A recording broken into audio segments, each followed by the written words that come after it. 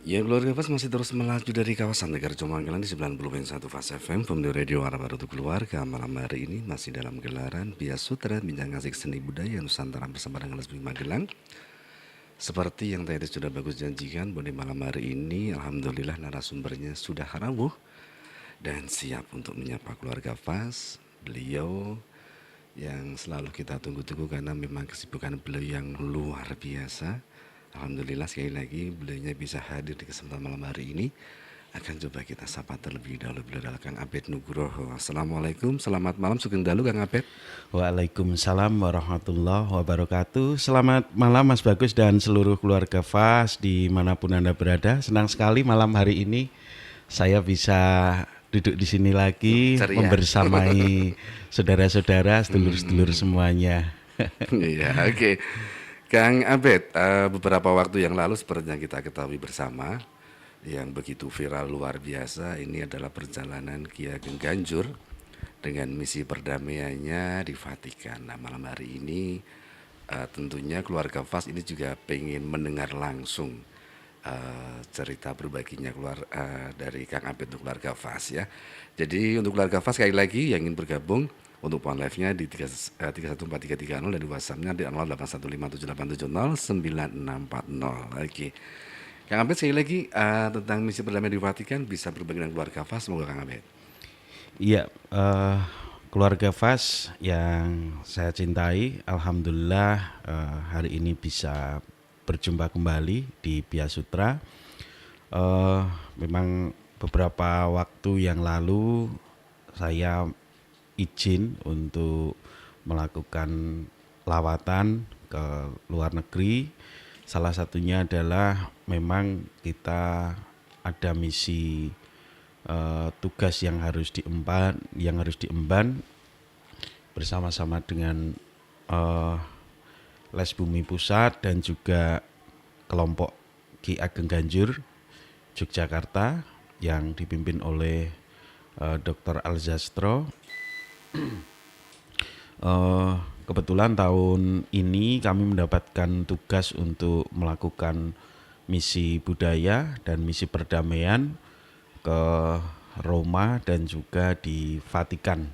Ya, Vatikan itu salah satu negara terkecil di dunia. Lokasinya di wilayah negara Italia.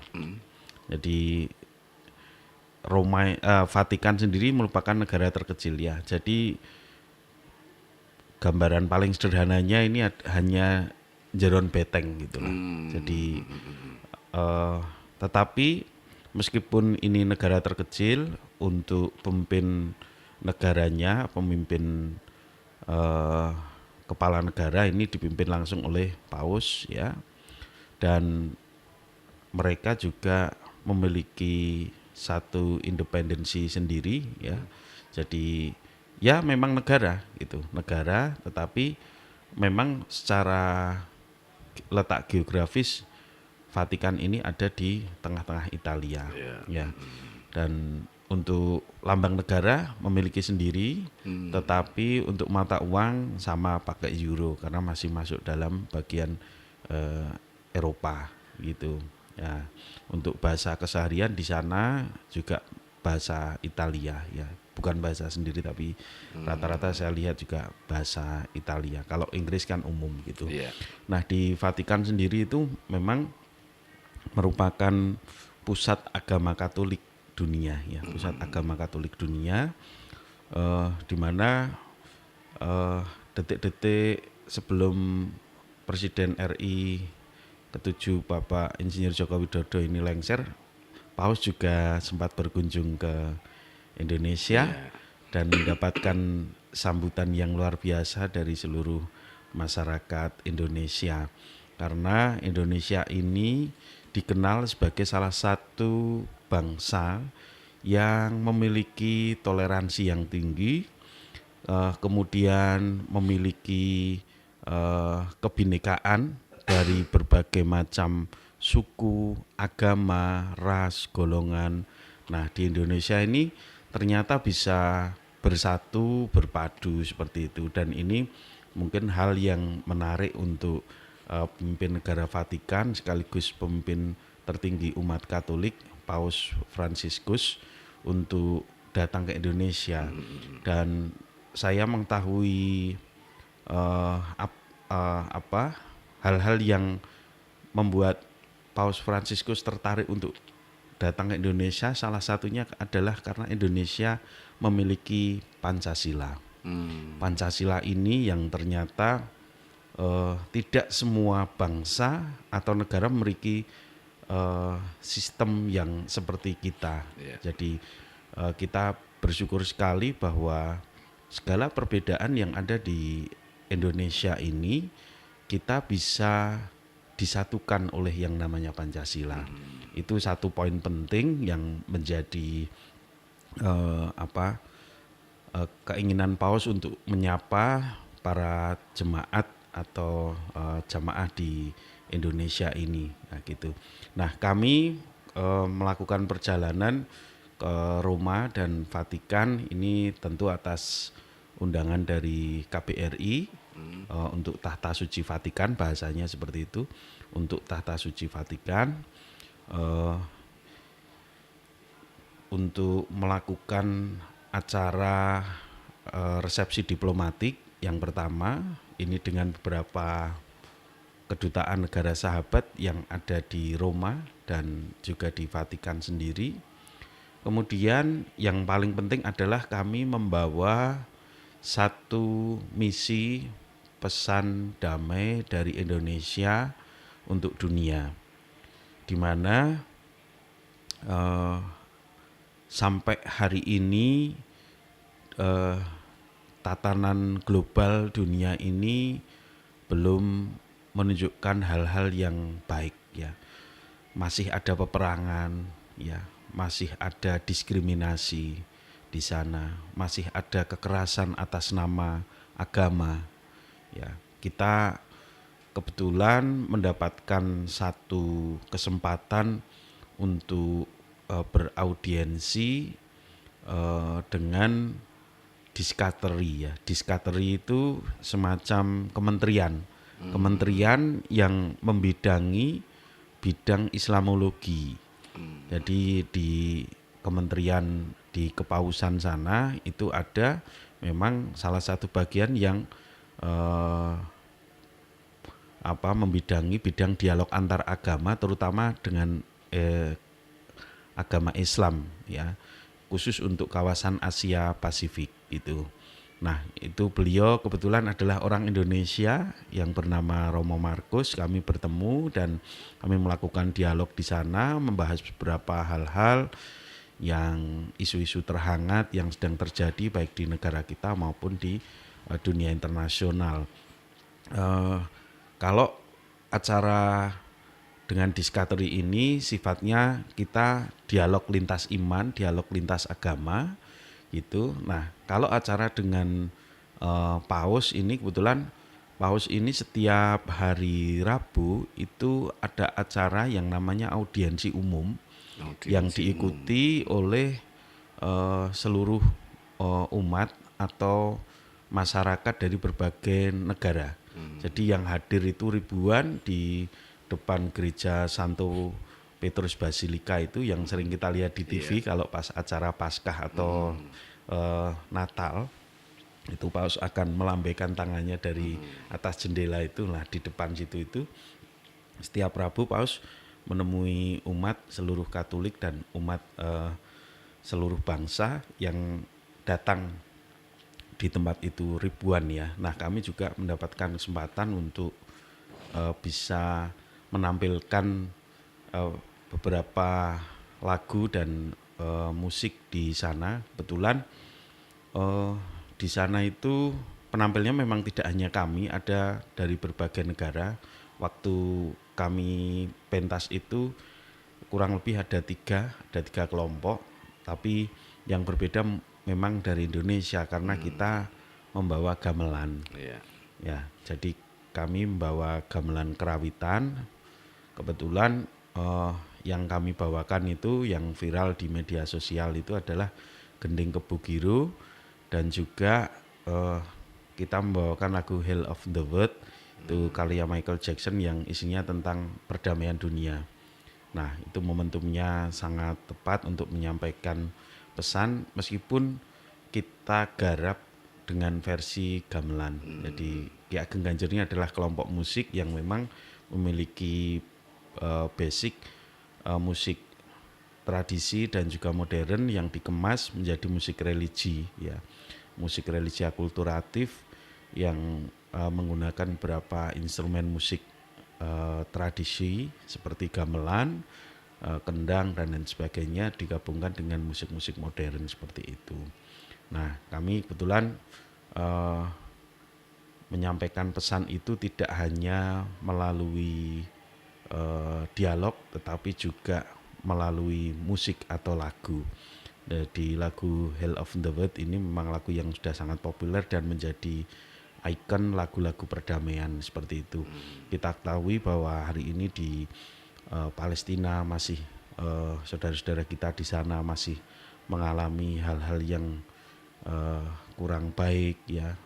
Masih terjadi peperangan di sana, juga di Ukraina ini juga sampai hari ini dengan Rusia juga belum berdamai lah. Kita mencoba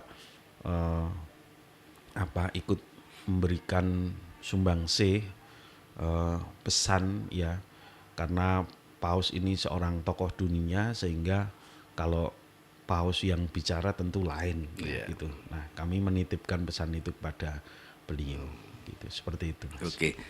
Kemudian ketika pertama kali bertemu dengan Kang Aped dan kawan-kawan ini, reaksi dari Paus seperti apa ini? Mengetahui bahwa Kang Aped dan kawan bawa gamelan, kemudian juga menyanyikan lagu seperti Hell the World dengan gamelan juga bisa didengarkan langsung oleh Paus kan itu ya. Nah, itu tanggapan seperti apa ketika pertama kali ketemu?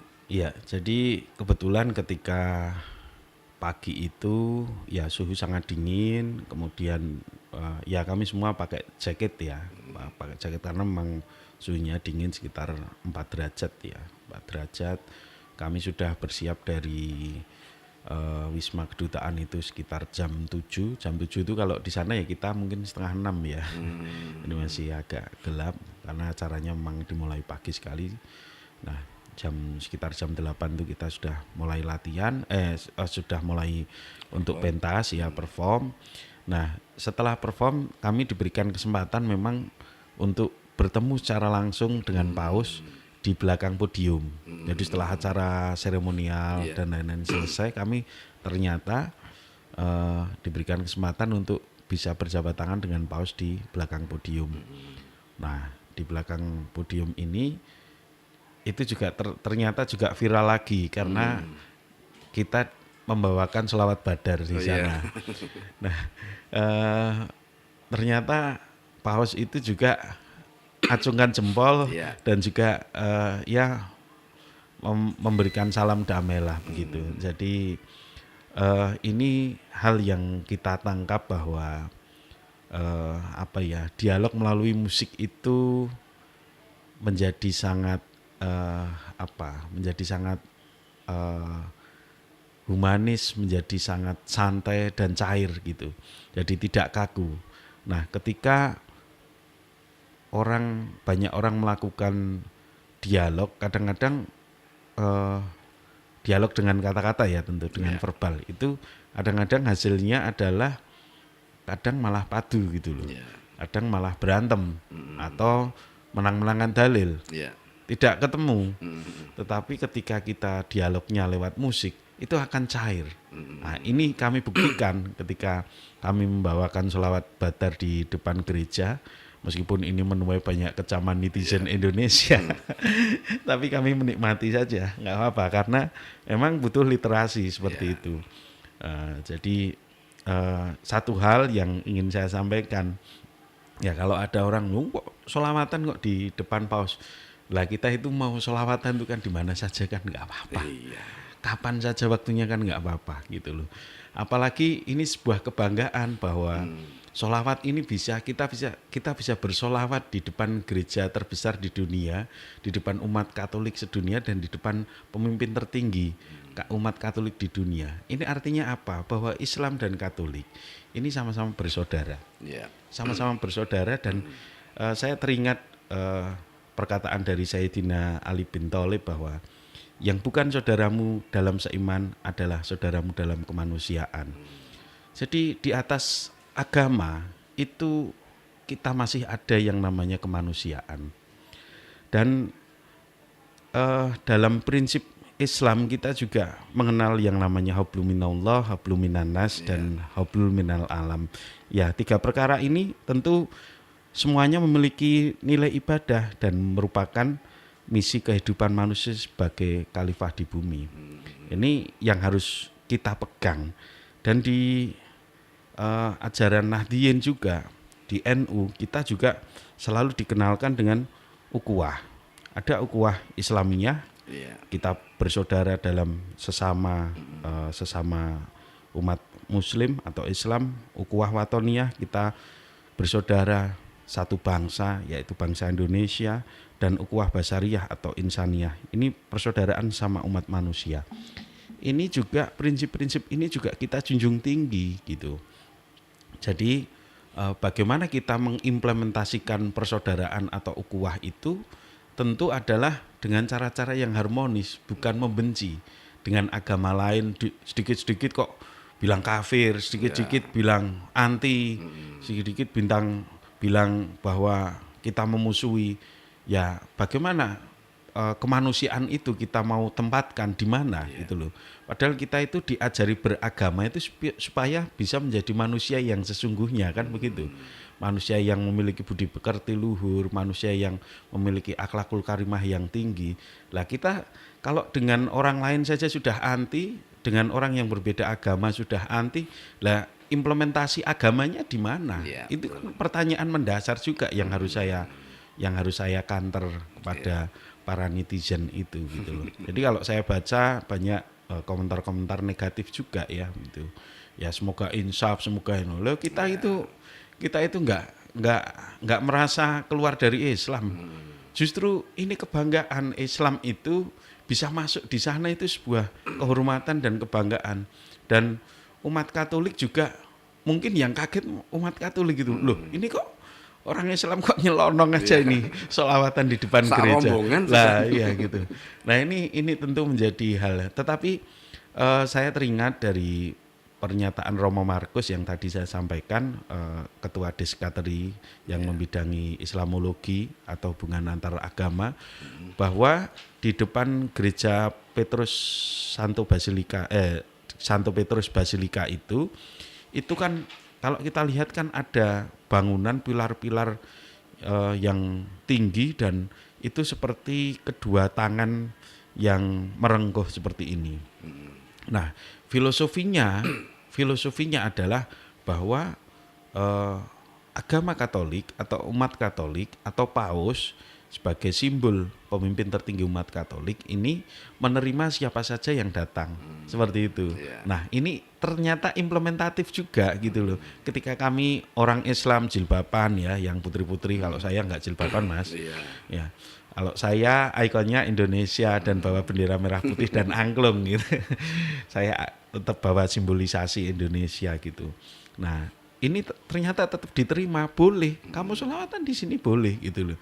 Nah, ini kita justru yang harus belajar gitu loh. Sebagai orang Islam ini harus berbesar hati. Harus berlapang dada juga gitu loh. Dan kita bisa mencontoh hal-hal baik ini gitu loh. Jadi jangan sedikit-sedikit kita terus anti gitu loh. Sekali lagi bahwa di atas agama kita masih ada kemanusiaan. Itu yang terpenting poinnya adalah itu gitu loh. Jadi tanggapan Paus terhadap kami itu sangat luar biasa baik, bahkan beliau tersenyum, ramah dan juga ngasih jempol juga gitu. Di Tempo itu dimuat pas Paus memberikan jempol ya. Artinya Paus juga mengapresiasi umat Islam Indonesia yang rukun dan juga mau bersilaturahmi ke sana. Ya, oke. Sebelum dilanjut perbincangan yang semakin hangat ini, kita akan jeda dulu sejenak. Dan untuk keluarga pas tetap di 90.1 Fas FM, Pemilu Radio Warabar untuk Keluarga dalam gelaran Bincang Asik Seni Budaya Nusantara bersama dengan Les Bumi Magelang.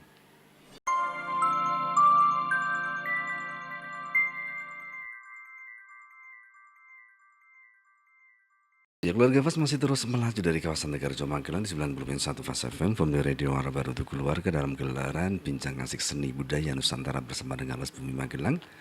Dan malam hari ini narasumber kita adalah Kang Abed Nugroho, di mana seperti yang kita ketahui bersama, kemarin beberapa waktu yang lalu ini membawa misi perdamaian di Vatikan bersama dengan Kiai Ageng Ganjur. Seperti tadi yang disampaikan ini Kang Abed, bahwa dari sekian banyak yang diuraikan, ada juga yang disampaikan tadi tentang bahwa dialog dengan musik ini sangat humanis dan juga cair. Nah ini kalau seandainya ini dialog dengan musik ini kita terapkan di negara kita sendiri, apakah ini juga bisa pas ini, Kang Abed ini? Iya, ini menarik. Memang musik ini adalah sebuah sarana atau wasilah atau juga senjata yang bisa digunakan untuk apapun, untuk kebaikan dan juga untuk keburukan tentu.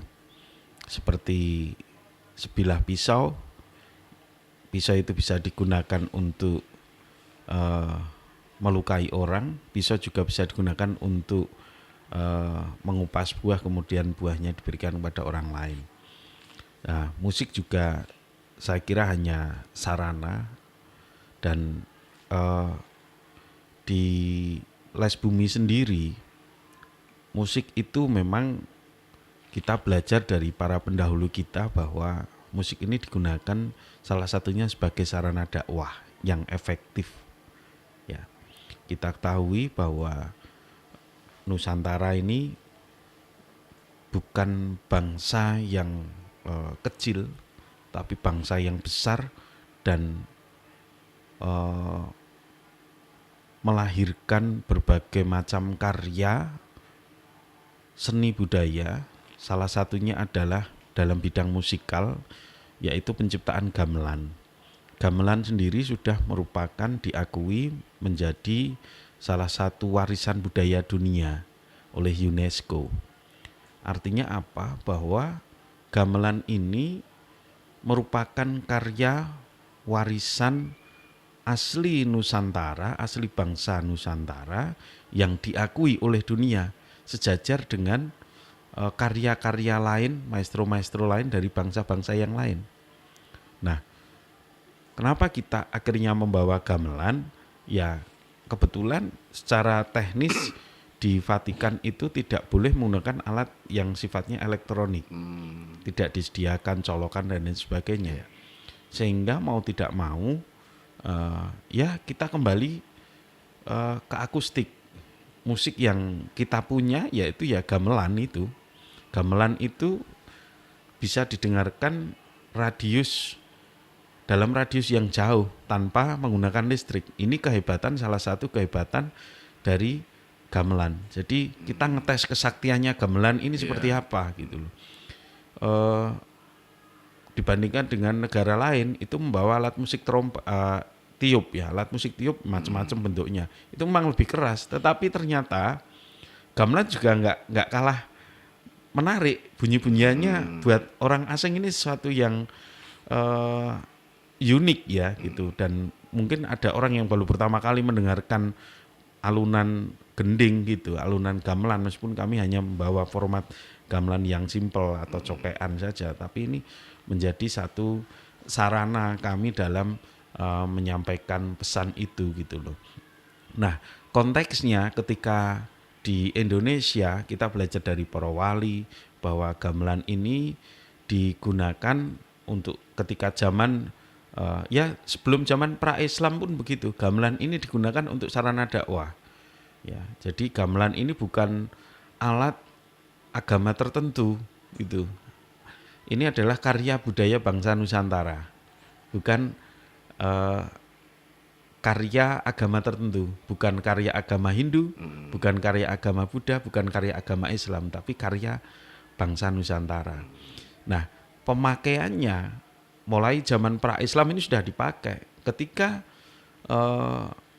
agama Hindu masuk, kemudian ada wayang ini ceritanya Ramayana Mahabharata ini mengambil cerita dari India.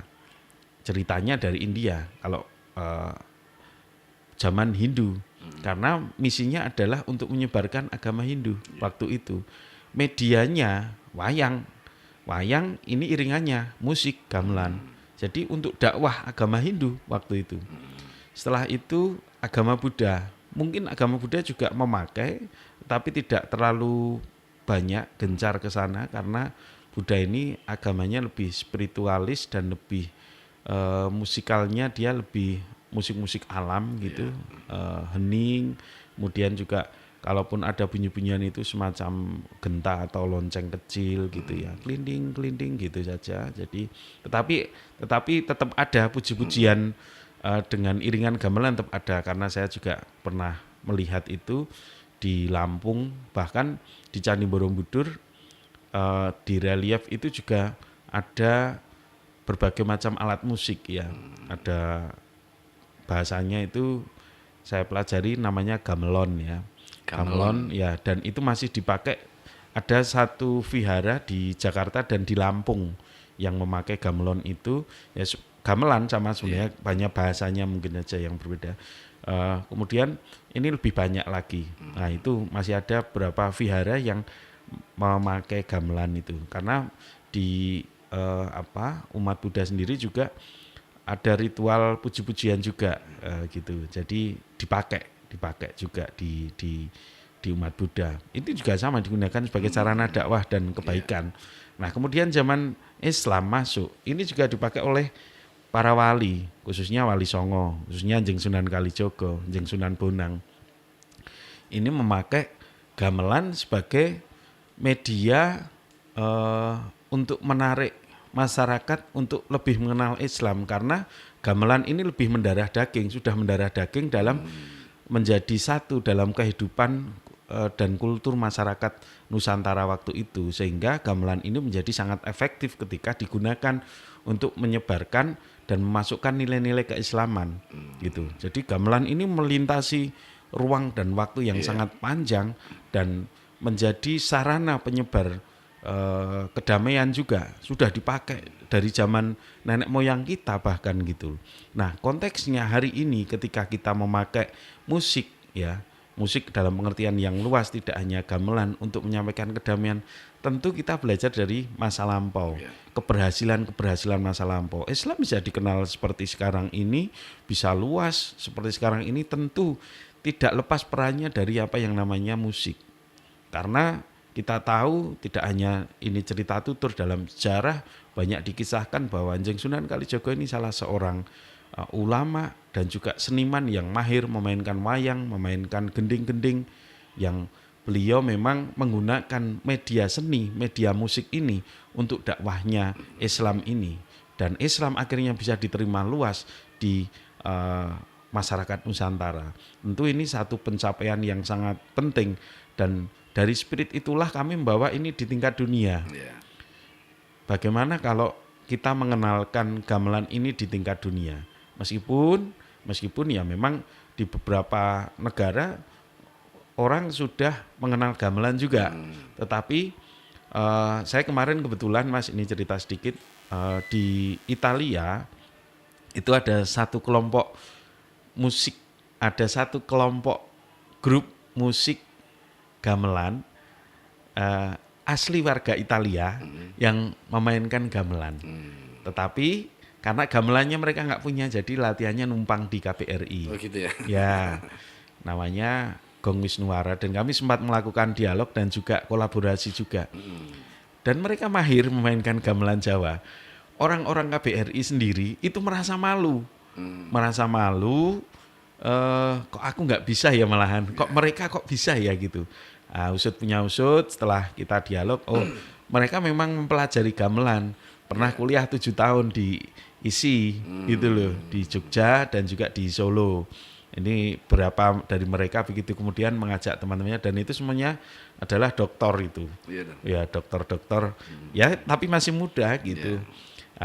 Itu mereka rutin melakukan latihan di KBRI, dan kami kemarin sempat melakukan kolaborasi. Bahkan yang cewek ini juga bisa nyinden, maunya lagu Jawa pokoknya. Kita anu Mbak lagu Caping Gunung, siap lagu Caping Gunung gitu. Ya sinden seperti biasa kayak orang Indonesia. Artinya apa? Bahwa kebudayaan bangsa kita, bangsa Nusantara ini juga menarik buat mereka gitu loh. Dan kita sebagai orang Nusantara satu ya wajib bangga. Tapi selain bangga saja, kita juga harus belajar. Belajar bagaimana mempertahankan, belajar bagaimana kita nguri-uri, belajar bagaimana kita melestarikan, bagaimana kita merawat dan menjaga warisan para leluhur itu. Itu saya kira yang lebih penting. Jangan sampai kejadiannya seperti itu. Jadi di KBRI itu mohon maaf, tidak ada satupun yang bisa main gamelan. Gamelannya punya, tapi nggak ada yang bisa. Gitu. Ini kan sayang, gitu loh. Nah, harapan saya pada anak-anak muda, mari kita kembali ke jati diri bangsa, jangan meninggalkan akar budaya kita. Apa yang sudah diwariskan oleh para leluhur, mari kita pelajari. Jangan hanya kita mengejar hal-hal yang sifatnya bernilai ekonomi saja, tapi yang bernilai kebudayaan ini kita tinggalkan. Padahal nilai kebudayaan ini sejatinya lebih penting, gitu loh. Kalau kita memiliki karakter dan kepribadian yang berbudaya, budaya Nusantara, ini tentu hidup kita juga akan lebih tenang dan tentu secara ekonomi saya kira akan ikutlah. Ya, jadi jeneng itu akan katut ketika kita sudah punya jeneng kan gitu. Nah, artinya apa? Kalau kita bisa nguri-uri warisan budaya salah satunya gamelan, saya kira ini juga bisa hidup. Dan di beberapa KBRI yang tersebar di berbagai belahan dunia, saya kira membutuhkan tenaga-tenaga muda untuk melatih gamelan. Ya, itu jadi ini pesan saya untuk para kaula muda dan adik-adik saya yang hari ini sedang belajar menuntut ilmu, baik ini di SMKI, di SMM, di ISI ya, Surakarta atau Yogyakarta atau Bali atau manapun, tekunilah, karena dengan media musik itu ternyata saya membuktikan sendiri, saya juga bisa keliling dunia. Tahun kemarin diberikan kesempatan untuk kita pentas di Saudi Arabia, di Riyadh dan juga di Turki ya, dan tahun ini kami berkesempatan untuk bisa tampil di tingkat dunia di Vatikan. Nah, ini tentu mudah-mudahan bisa menjadi penggugah semangat dan inspirasi bagi para anak-anak muda dan sedulur-sedulur Les Bumi dimanapun Anda berada, tetaplah tekun dalam berkebudayaan dan berkesenian. Itu Mas Bagus. Siap. Yang bisa saya sampaikan mungkin sebagai oleh-oleh online kepada keluarga FAS dimanapun Anda berada. Saya pamit undur diri. Wallahul muwafiq ila aqwamit thoriq. Wassalamualaikum warahmatullahi wabarakatuh. Keluarga FAS, demikian sajian Bias Sutra edisi malam hari ini. Insya Allah bertemu lagi di waktu yang akan datang, di hari dan jam yang sama, tentunya dengan tema yang berbeda. Dan akhirnya dari kawasan Tegarjo Magelang, Bagus dan juga narasumber kita Kang Abed pamit undur diri dulu. Assalamualaikum warahmatullahi wabarakatuh.